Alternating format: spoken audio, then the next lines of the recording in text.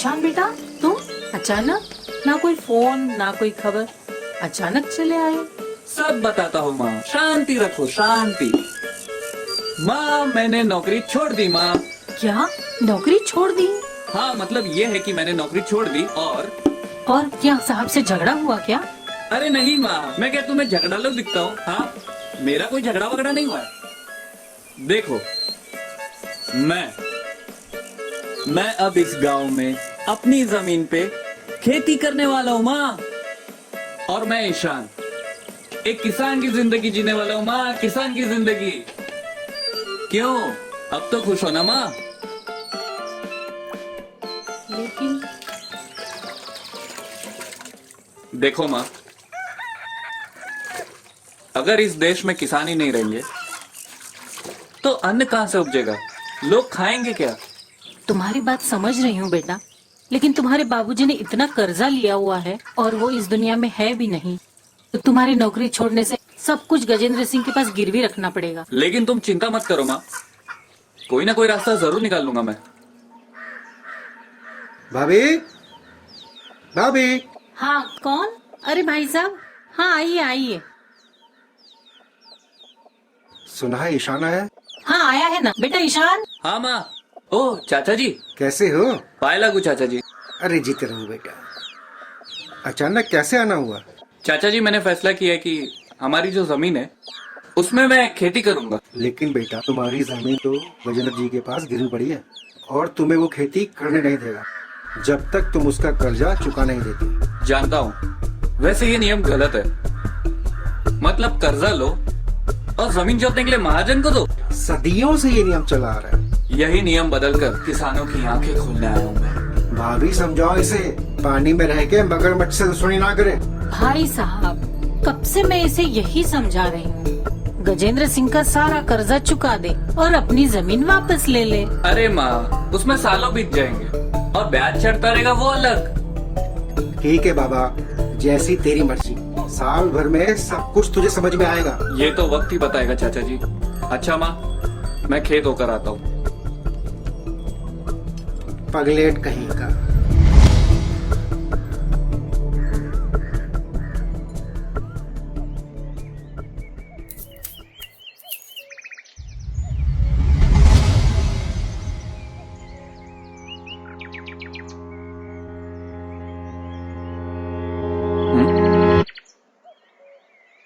अरे ईशान, ये मिट्टी को क्या देख रहे हो? रवि, मैं देख रहा हूँ कि ये मिट्टी कितनी उपजाऊ है, इसमें क्या नहीं पैदा हो सकता। लेकिन हमारे देश में खेती करने वाले किसानों की कमी है, इसलिए अनाज बहुत महंगे बिकते हैं।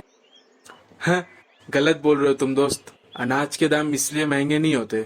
जब किसान अपना अनाज बेचने जाते हैं तब बीच में आता है बिचौलिया, जैसे वो गजेंद्र सिंह, जो बहुत ज्यादा कमीशन लेकर किसानों को बहुत कम कीमत देता है। इसलिए मैंने ये फैसला किया है कि मैं किसान बनूंगा। लाल बहादुर शास्त्री जी ने यूं ही नारा नहीं लगाया था, जय जवान जय किसान। अब तो ये नारा बस एक किताबी बात बनकर रह चुका है। बस एक सुझाव देता हूँ दोस्त, इस गजेंद्र सिंह से बचकर रहना। ये किसानों को आगे बढ़ने ही नहीं देता। अब मैं चलता हूँ दोस्त, अपना ख्याल रखना।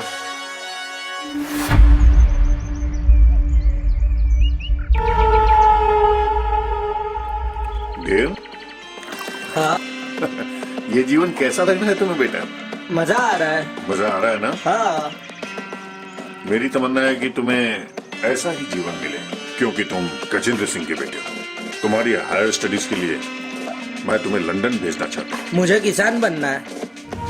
किसान, मिट्टी, खाद और गरीबी, इसी के बीच जीता है वो।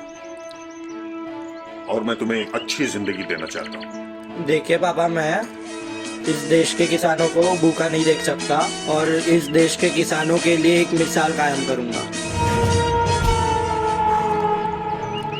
तुमको समझाना तो लोहे के चने चबाना है, लेकिन मैं तुम्हें किसान की जिंदगी नहीं जीतूंगा, क्योंकि तुम गजेंद्र सिंह के बेटे हो।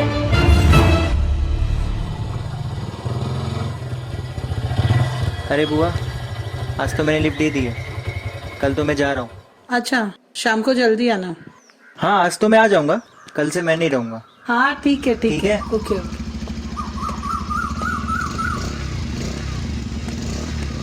अरे ईशान, ईशान, अभिषेक, कैसे हो भाई तुम? मैं अच्छा हूँ। और यहाँ कब आए? अब मैं आज सुबह ही आया। अच्छा अच्छा, लगता है तुम भी मेरी तरह यहाँ गांव घूमने आए हो। नहीं दोस्त, मैं यहाँ अब हमेशा के लिए आया हूँ। मैं यहाँ खेती करूंगा। खेती? पागल हो गया क्या तू? क्या कमा लोगे तुम खेती से? मंडी में आधा भाव भी नहीं मिलेगा तुम्हें। सारी कमाई बिचौलियों की जेब में चली जाएगी।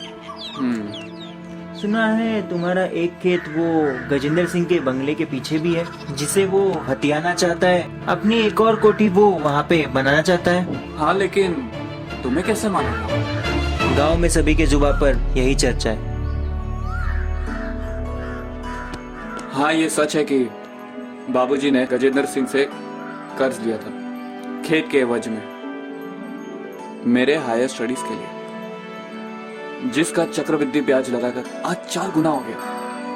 और मुझे इसके बारे में किसी ने कुछ नहीं बताया। बाबूजी इसी चिंता में घुल घुल कर स्वर्ग सिधार गए। मैं हर महीने माँ को रुपए भेजता हूँ और वो इस कर्ज का हिस्सा चुकाते चुकाते खत्म हो जाते। माना तुमने खेत छुड़ाकर खेती कर भी ली, पर सारी उपज तो वो ले लेगा, ऐसा उसने पूरे गांव में नियम बना के रखा है। ये तो गलत है, अन्याय है। ये तो किसान की मर्जी होनी चाहिए कि वो अपना अनाज सीधे मंडी में बेचे या सरकार को दे या अपने पड़ोसी को दे।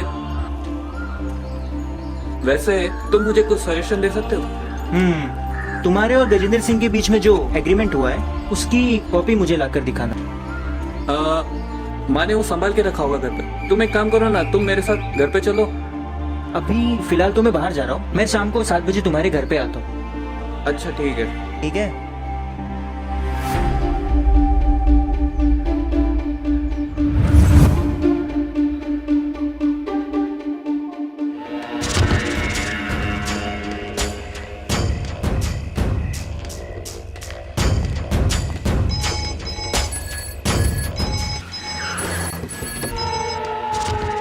हेलो। मैं राधेश्याम बोल रहा हूँ। हाँ राधेश्याम, कैसे याद किया? ईशान शहर से वापस आ गया है। तो स्वागत करो ना उसका। आखिर चाचा हो ना तुम उसके।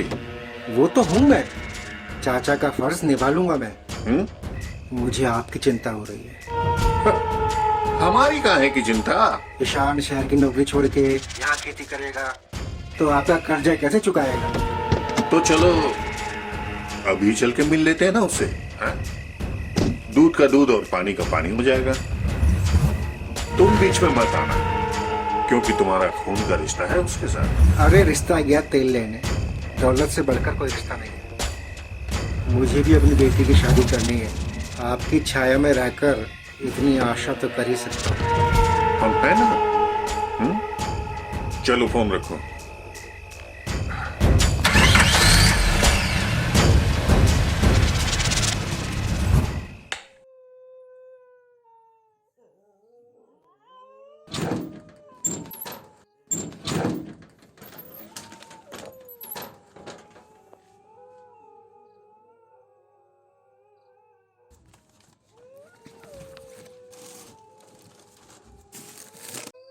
तुम मेरी बात समझ नहीं रहे हो।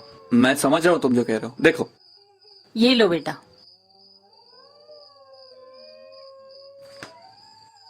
देखा, ब्याज पे ब्याज, चक्रवृद्धि ब्याज।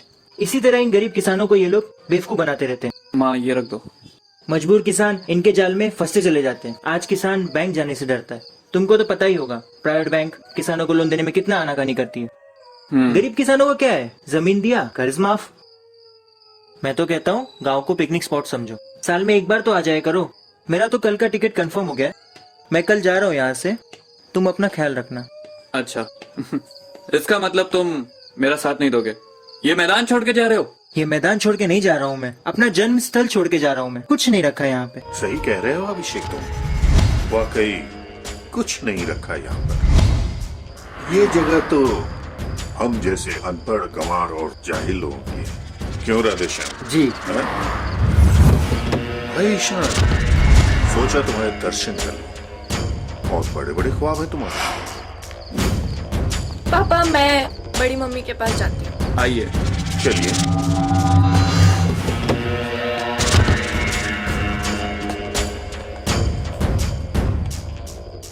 मम्मी। अरे हर्षिता, तुम? हाँ वो गजेंद्र जी और पापा ईशान भैया से मिलने आए थे ना, तो मैं भी आ गई उनके साथ। ईशान, तुम क्यों अपना जीवन बर्बाद कर रहे हो?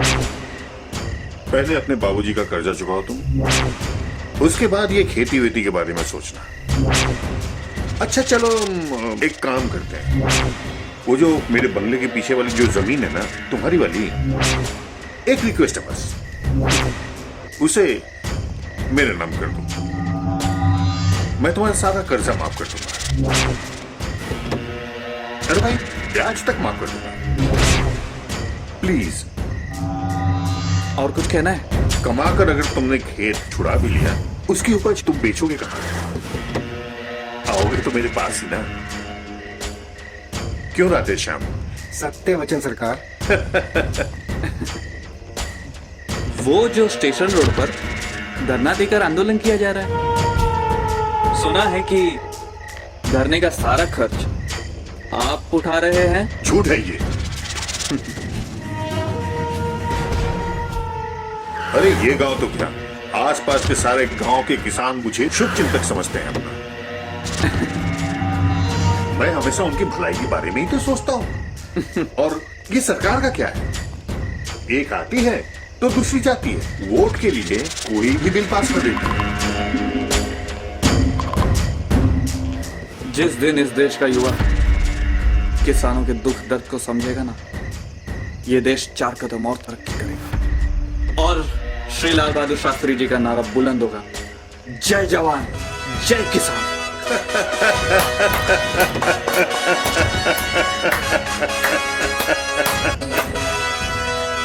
तुम्हारी देशभक्ति की कदर करता हूं मैं, पर भूखे भजन न होई गोपाला। जब तक इस देश के किसान के पेट की आग जलती रहेगी ना, तो वो हम जैसे के कदमों में अपना सर झुकाते रहेंगे, समझे तुम? दे दे, सारी जमीन दे दे, कैश मिलेगा, कैश करेगा। किसान के लिए जमीन उसकी माँ जैसी होती है, और कोई किसान अपनी धरती माँ को नहीं बेचता किसी भी कीमत पर नहीं। गजेंद्र जी, अब वो दिन दूर नहीं जब किसानों की अंतरात्मा जागेगी और इस देश में पढ़े लिखे नौजवानों में खेती करने का जज्बा जागेगा। और उस दिन के बाद से कोई किसान या उसका परिवार भूखा नहीं सोएगा, और ना ही ये सो-कॉल्ड मॉडर्न लोग उन्हें अनपढ़, गंवार और जाहिल कहेंगे।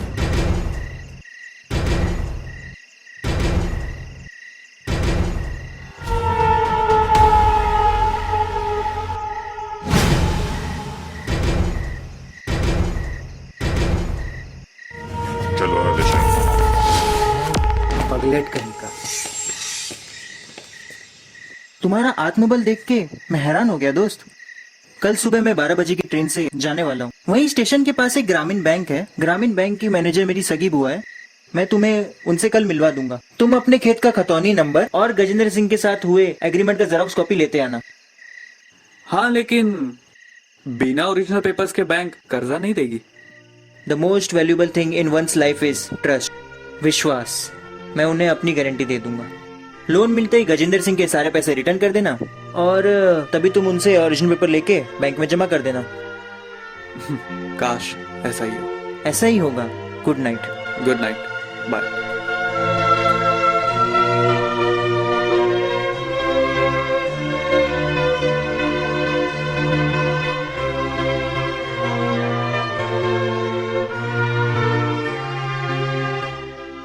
आज मुझे गुरुदेव रविंद्रनाथ टैगोर जी की बंगला में लिखी वो रचना याद आ रही है, जो दी तोर डाक सुने क्यों ना आशे तो वे अकेला चलो। जिसका मतलब है, अगर तुम्हारे बुलाने पर भी कोई तुम्हारा साथ न दे तो तुम अकेले ही चल पड़ो।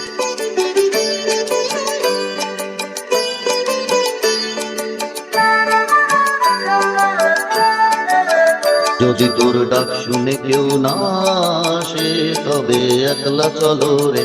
যদি তোর ডাক শুনে কেউ না আসে তবে একলা চলো রে। একলা চলো, একলা চলো, একলা চলো, একলা চলো রে। তবে একলা চলো, একলা একলা চলো একলা চলো একলা চলো রে যদি তোর ডাক শুনে কেউ না আসে তবে একলা চলো রে যদি তোর ডাক শুনে কেউ না আসে তবে একলা চলো রে देख बेटा, थोड़ा अपना भी तो ख्याल रखा कर। खेत खलियान में काम करते करते क्या हालत हो गई है तुम्हारी। इतनी मेहनत करते हो, कैसे लग रहे हो। चेहरे का तेजी खत्म हो गया है तुम्हारा बेटा। माँ, मैंने इसी गांव में अपना बचपन गुजारा है और इसी मिट्टी में मैं पला बड़ा हूँ। इस मिट्टी से सने मेरे चेहरे को देखकर तुम बोला करती थी कितना प्यारा है मेरा लाडला, और आज तुम ऐसा बोल रही हो माँ। माँ, जिस दिन मेरी मेहनत रंग लाएगी ना, उस दिन के बाद हर किसान अपने आप पे गर्व करेगा। और फिर तुम देखना, सिर्फ मेरा ही नहीं, बाकी सारे किसानों के चेहरे का तेज। तुम सिर्फ मुझे आशीर्वाद दो कि मैं अपने लक्ष्य तक पहुंच जाऊं। मेरा आशीर्वाद सदा तुम्हारे साथ है बेटा।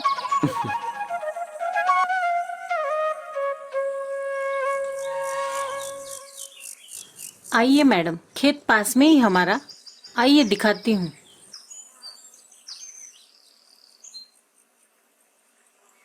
अरे भाभी क्या बात है, कौन है ये ज्योति मैडम है, ग्रामीण बैंक की मैनेजर। वो ईशान से मिलने आई है, जरा ले जाती हूँ मिलवाने।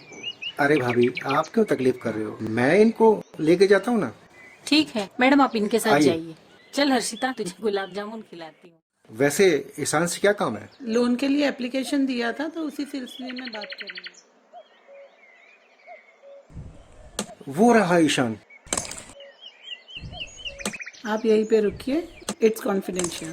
क्या क्या क्या कॉन्फ्लिक्ट क्या। कुछ बातें सबके सामने नहीं की जाती। Hello, hello, how are you. I am fine. Congratulations mister Ishan, your loan has been sanctioned. Oh nice. मैं आपके घर गई थी, आपकी मम्मी के सिग्नेचर ले लिए हैं। एज यू आर नॉमिनी, आपके सिग्नेचर इन पे चाहिए।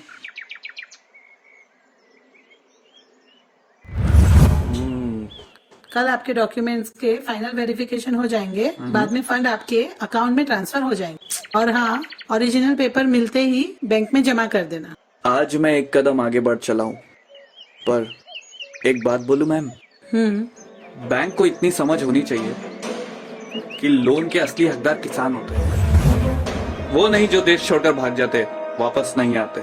और किसान कभी अपनी जमीन और देश छोड़कर नहीं भागते। अरे क्या चल रहा है लोगों का। ओके ईशान, चलती हूँ, बाय। Bye ma'am.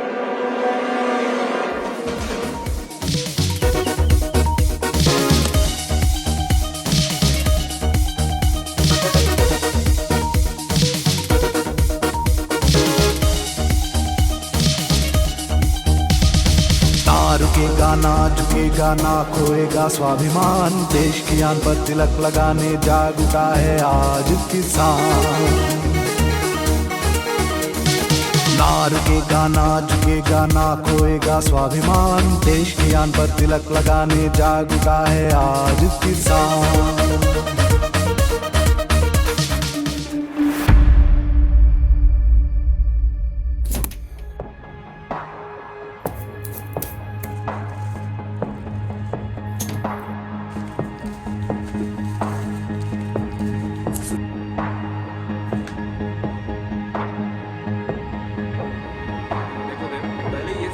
अलजेब्रा में फॉर्मूलाज बहुत इंपॉर्टेंट है। और लिखो, फॉर्मूला लिखो, a plus B whole square is equal to a square plus 2ab plus b square.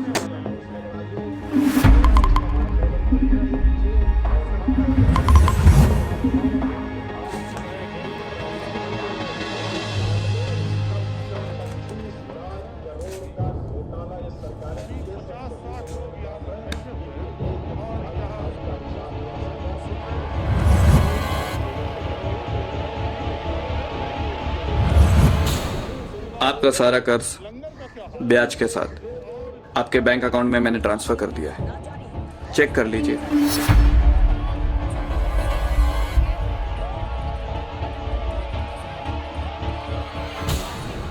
पूत सपूत तो क्यों धन संचय, पूत कपूत तो क्यों धन संचय। तुम्हारे पिताजी भी यही चाहते थे उनका सपना भी यही था कि तुम एक किसान बनो,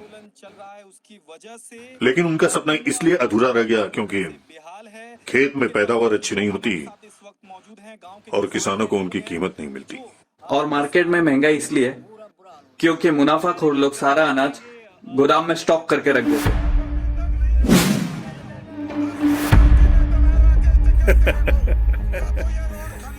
इतना पढ़ लिख कर तुम खेती कर रहे हो, इतनी पढ़ाई लिखाई का क्या फायदा? है फायदा। इसका रिजल्ट आपको फसल तैयार होने के बाद दिखेगा। आज आप किसी भी किसान के बेटे को पूछो कि वो पढ़ लिख कर क्या बनना चाहता है, तो वो किसान छोड़कर बाकी सब बनने को तैयार हो जाएगा, क्योंकि बचपन से ही वो किसानों की दुर्गति देखता आ रहा है। अच्छा देव, तुम पढ़ लिख कर क्या बनोगे? किसान। ये क्या है? ये तुम्हारे पढ़ने की जगह है? टीवी ऑन करके पढ़ाई कर रहे हो तुम? हैं? समाचार देख रहे हो? क्या समझ में आ रहा है तुम्हें इस समाचार में? जाओ अपने कमरे में, वहां जाके पढ़ाई करो। चलो उठो उठो, बड़े आए हैं टीवी देख के पढ़ने वाले। हाँ, तो मैं कह रहा था, दूर से ढोलक की आवाज बहुत मधुर लगती है, लेकिन पास से सुनने पर कान के पर्दे फटने लगते हैं। गजेंद्र जी, आप खलनायक नहीं हैं, आप दलाल हैं, दोनों तरफ से खाने वाले। तुम अभी नए नए मैदान में उतरे हो, देख लेना ऊंट की करवट बैठता है। जब बुरा वक्त आता है ना, तब ऊंट पर बैठे इंसान को भी कुत्ता काट लेता है। और अब मुनाफाखोर और बिचौलियों के बुरे वक्त शुरू हो चुके हैं। और हाँ, शायद आपने एक और कहावत सुनी नहीं हो, जब ऊंट पागल हो जाता है ना, तो वो पश्चिम की ओर भागता है। जानते हैं क्यों? भारत के पश्चिम में रेगिस्तान है।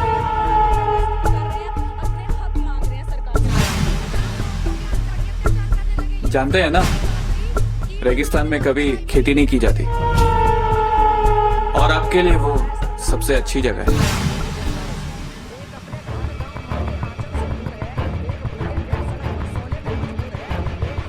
उनके पेट सड़क पर सोने को मजबूर है।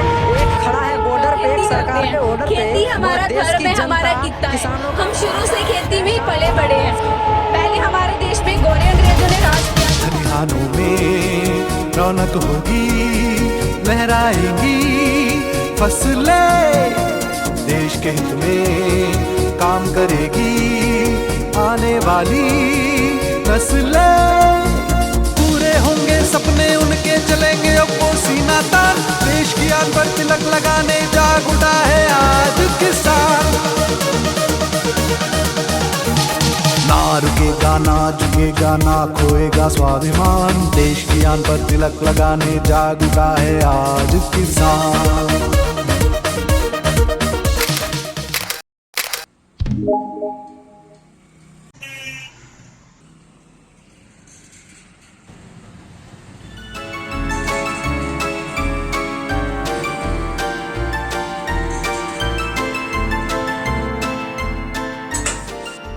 आओ ईशान, बैठो।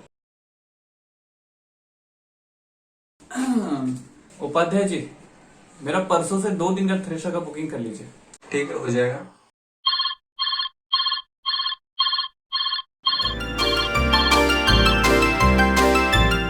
हाय अभिषेक। हेलो ईशान। हाँ बोलना। हाँ, कैसा है भाई तू? बस अच्छा हूँ, एंजॉय कर रहा हूँ अपना खेत, अपना गाँव। फोटो देखा तेरा, बहुत खुशी हुई। सब तेरी हेल्प की वजह से। आ रहा हूँ मैं भी जल्दी, खेती में तेरा साथ दें। हाँ आजा, एक से भले 2। हाँ ठीक है। हाँ ओके बाय। उपाध्याय जी, आज मुझे मजरू सुल्तानपुरी जी का एक शेर याद आया। इरशाद, मैं अकेला ही चला था जानिबे मंजिल, मगर लोग साथ आते गए और कारवां बनता गया। वाह वाह, बहुत खूब।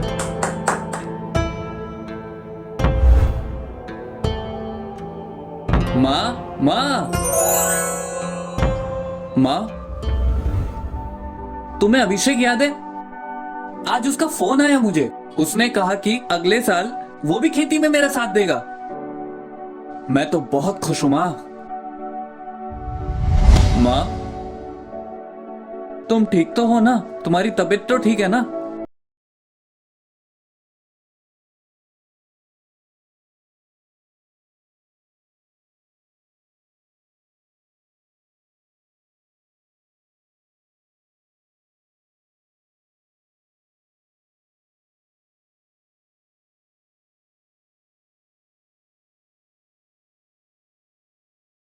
कल मैं ग्रामीण बैंक की ज्योति मैडम से मिलकर अगले महीने की मोहलत ले लूंगा। कब तक मोहलत लेगा तू? 4 महीने का बैंक का किस्त बाकी है। माँ चुप। अब मैं बोलूंगी तू सुनेगा। बैंक का कर्ज कैसे चुकाएगा तू? बोल। अनाज बेचकर कितना रुपया कमाएगा? बोल। घर खर्च के लिए कितना बचाएगा? बोल। मैंने सब हिसाब लगा लिया है, कैसे कर्जा चुकाना है, कैसे घर खर्च चलाना है, सब सोच रखा है मैंने। यही सोच है तेरी। अब तो तेरी माँ तेरे भरोसे ही जिंदा है। ये क्या कह रही हो माँ तुम? सही कह रही हूँ मैं। तेरे बाबूजी भी चाहते थे कि तू किसान बने। ऊपर से तू इकलौता बेटा, पढ़ लिख कर अफसर बनेगा तो खेत खलिहान की देखभाल कौन करेगा? यही सोच थी तेरे बाबूजी की। लेकिन अगर कोई इंसान देश और समाज की भलाई का काम करे तो उसका साथ देना चाहिए या नहीं? हाँ, क्यों नहीं, बिल्कुल बिल्कुल देना चाहिए। तो आप ईशान भैया का साथ न देकर गजेंद्र जी का साथ क्यों दे रहे हैं? क्योंकि बेटा गजेंद्र सिंह रसूख वाले हैं, खानदानी पैसे वाले हैं, गांव में उनका दबदबा है। मुझे आशा है तुम्हारी शादी के लिए उनसे कुछ मदद मिल जाएगी, और इसीलिए मैं उनका साथ दे रहा हूँ। अच्छा। तुम्हारी माँ के गुजर जाने के बाद तुझे कभी माँ की कमी महसूस नहीं होने दी। फर्ज मेरा भी बनता है। रहा सवाल उस ईशान का, अच्छी भली नौकरी छोड़कर खेती करने यहाँ आ गया है। तुझे तो पता है किसानों की क्या हालत है। अगर आपके हिस्से का खेत और उनका खेत मिलाकर खेती की जाए तो खेत अनाज नहीं सोना उगलेगा, सोना। इन दीवारों को देख, याद कर अपने बचपन को।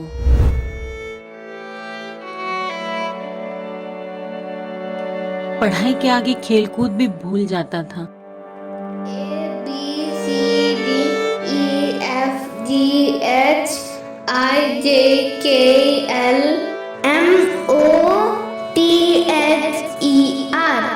Clap, clap, clap, clap your hands together. इतनी बार दीवारों पे लिख के पढ़ना।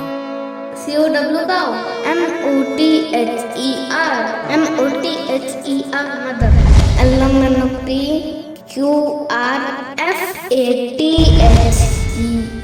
और इसलिए कितनी बार डांट भी खाया। ईशान, मना किया ना दीवार पे लिखने के लिए, दीवार गंदी हो जाती है। जम जम जम जम आराम। स्कूल से आता तो स्कूल की सारी पढ़ाई की बातें मुझे बिठा के बताता। मामा चलो मुझे पढ़ाओ। मामा चलो पढ़ाओ। अच्छा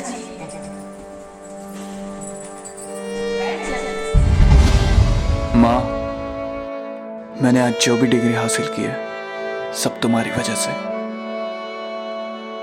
बाबूजी से लड़कर तुमने मेरे हायर स्टडीज के लिए खेत गजेंद्र सिंह के पास गिरवी रखवाया था।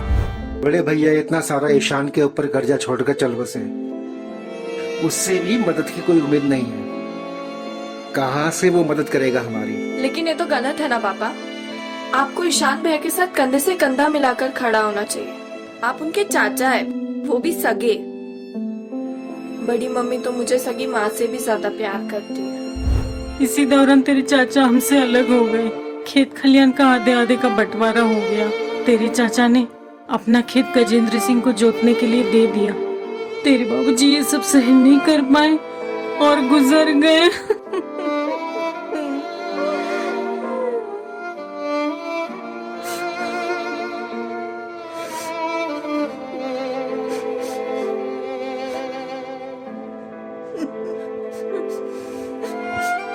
माँ, क्या एक पढ़े लिखे नौजवान को खेती करने का कोई हक नहीं है? क्या बाबूजी की आत्मा की शांति के लिए मुझे खेती नहीं करनी चाहिए?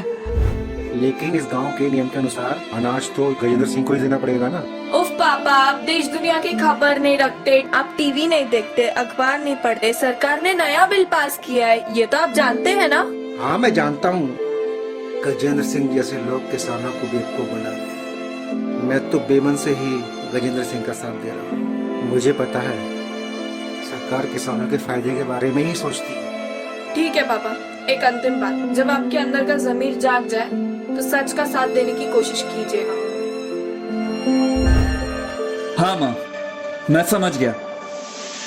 कुछ लोग जो थोड़ा बहुत पढ़ लिख लेते ना, वो चले जाते परदेश पैसे कमाने के लिए, और यहाँ उनकी जमीन खाली पड़ी रहती है और कोई जोतने वाला भी नहीं रहता है, इसलिए उपज भी नहीं होती। और इसी कारण इस देश में अनाज के दाम आसमान छू रहे हैं। मैं लाऊंगा क्रांति। अगली उपज से मेरे खेत में अनाज के साथ साथ आयुर्वेदिक औषधि की उपज भी होगी माँ, जैसे कि गिलोय, तुलसी और ब्राह्मी वगैरह। आयुर्वेदिक कंपनी में इसकी बहुत मांग है। पर सारी उपज तो गजेंद्र सिंह लेकर जाएगा। गांव के हर किसान की उपज तो वही लेता है। उसका राज है क्या? अगर सीधी उंगली से घी ना निकले तो उंगली टेढ़ी करनी पड़ती है माँ, और कितनी टेढ़ी करनी पड़ेगी ये तुम अपनी आंखों से देख लेना। नहीं ईशान, मैं तुम्हें कानून को हाथ में नहीं लेने दूंगी। ऐसा रख दो माँ, मैं जो भी करूंगा कानून के दायरे में रह के करूंगा। माँ तुम एक काम करो, खाना बना दो, मुझे बहुत तेज भूख लगी है। ठीक है। और हाँ, मैं आंगन में आराम करने जा रहा हूँ, जैसे ही खाना बन जाएगा तो मुझे आवाज दे देना। माँ एक और बात, बाबूजी की सोच कभी गलत नहीं।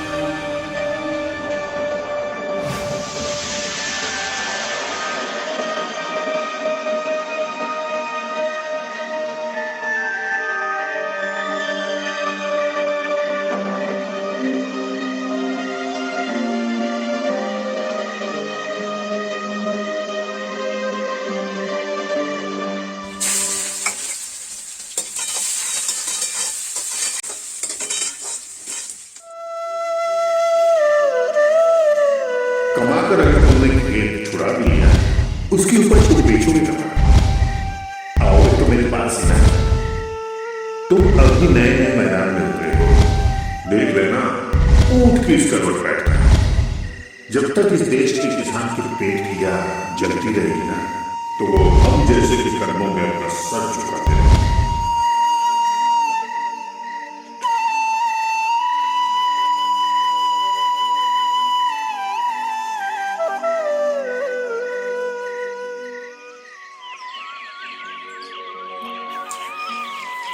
अपनी दाढ़ी देखो, इतनी बड़ी है, साधु बनना है क्या? अरे माँ, मेरे पास फुर्सत ही कहाँ है इस काम के लिए।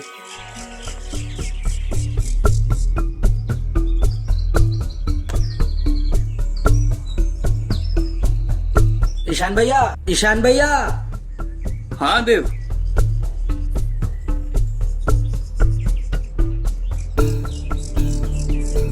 कुछ काम था? उस दिन पापा और आपकी बात सुनकर मुझे बहुत बुरा लगा। लेकिन तुम्हारे पापा नहीं चाहेंगे कि तुम एक किसान बनो। हाँ मैं जानता हूँ, जब तक इंडिपेंडेंट नहीं हो जाता तब तक मैं अपने मन का कुछ नहीं कर सकता। देव, अगर तुम अपने मन का करोगे तो तुम्हारे पापा तुम्हें सारी प्रॉपर्टी से बेदखल कर देंगे। हाँ कर दे, मुझे ऐसी कोई प्रॉपर्टी नहीं चाहिए जो पाप की बुनियाद पे बनी हो। पापा अभी भी चाहते हैं कि हमारे बंगले के पीछे वाली ये जमीन आप उनके नाम कर दे। जानता हूँ मैं, लेकिन मेरे जीते जी उनका ये सपना कभी पूरा नहीं होगा।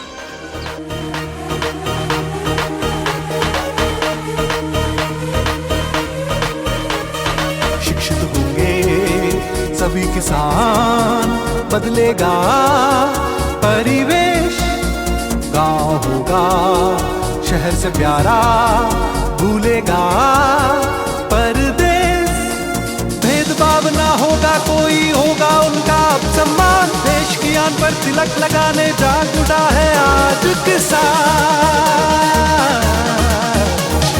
तार के गाना झुकेगा ना खोएगा स्वाभिमान, देश की आन पर तिलक लगाने जाग उठा है आज किसान।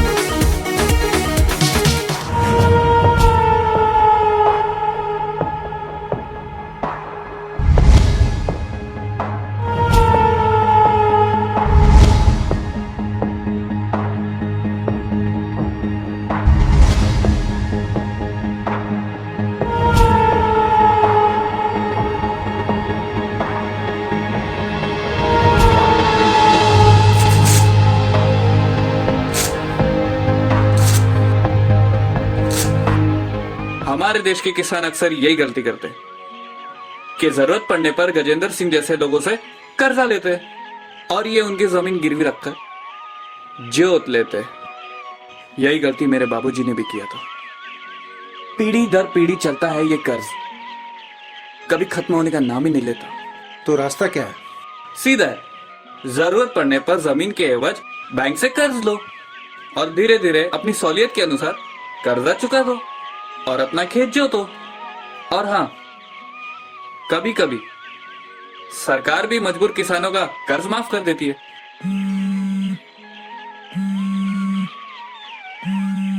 गजेंद्र जी का फोन है। हाँ गजेंद्र जी। कहाँ हो? आजकल दिखाई नहीं दे रहे? नहीं सरकार, बस ऐसे ही जरा काम में था। गांव के सारे किसानों का अनाज मेरे दरवाजे पर पहुंच गया।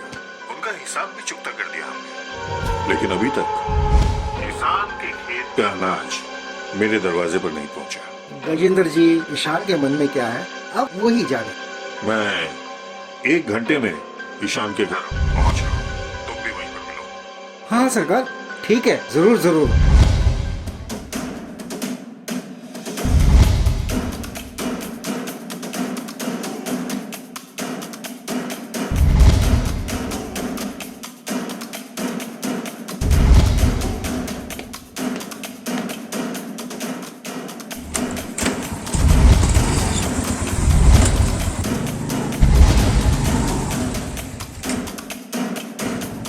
ये ईशान कहाँ गया? पता नहीं।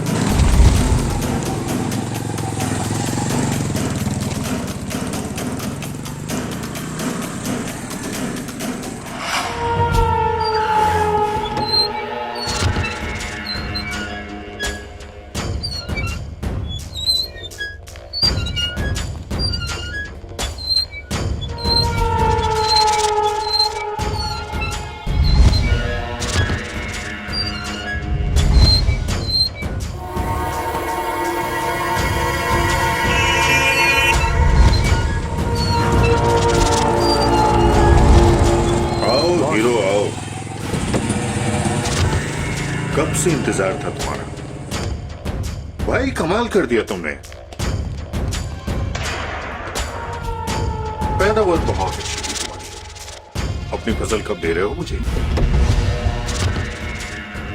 दिन में देखे गए सपने अक्सर पूरे नहीं होते गजेंद्र जी। वो किसान की मर्जी होगी कि वो अपना अनाज आप जैसे महाजन को दे, सरकार को दे या प्राइवेट सेक्टर को दे। और मेरा फैसला है कि मुझे नहीं दोगे। जी बिल्कुल, आपने सही समझा।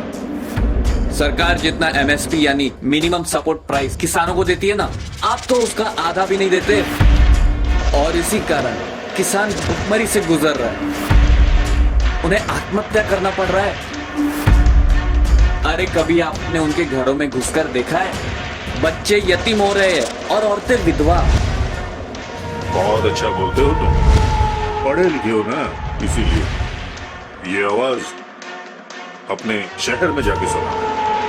यहाँ आवाज पीछे, नहीं तो तुम्हारा ये खेत खलिहान मेरे गुस्से की आग में जलकर राख हो जाएगा। समझे तुम? मैं जानता हूँ आप जैसे लोग ऐसी धमकी इन भोले भाले किसानों को देते हैं, तरह तरह के झूठ बोलकर उनसे उनका अनाज और खेत हड़प लेते हैं।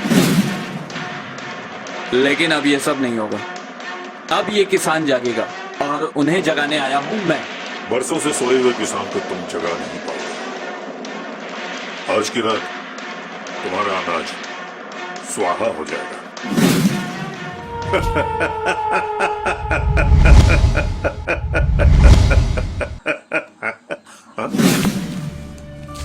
ये पुलिस स्टेशन में दिए गए एफआईआर की कॉपी है।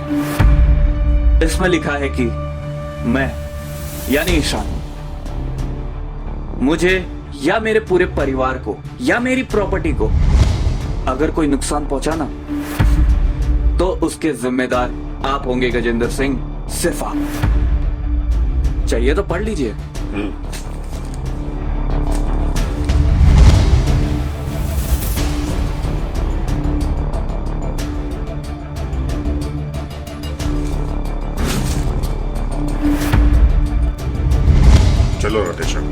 चलूं गजेंद्र जी?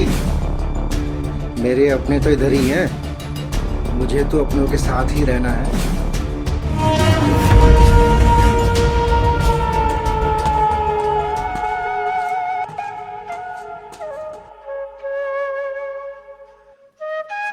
माँ, सदा सुखी रहो। न रुकेगा न झुकेगा न खोएगा स्वाभिमान, देश की आन पर तिलक लगाने जाग उठा किसान। जय जवान जय किसान। ना रुकेगा ना झुकेगा ना खोएगा स्वाभिमान, देश की आन पर तिलक लगाने जाग उठा है आज किसान।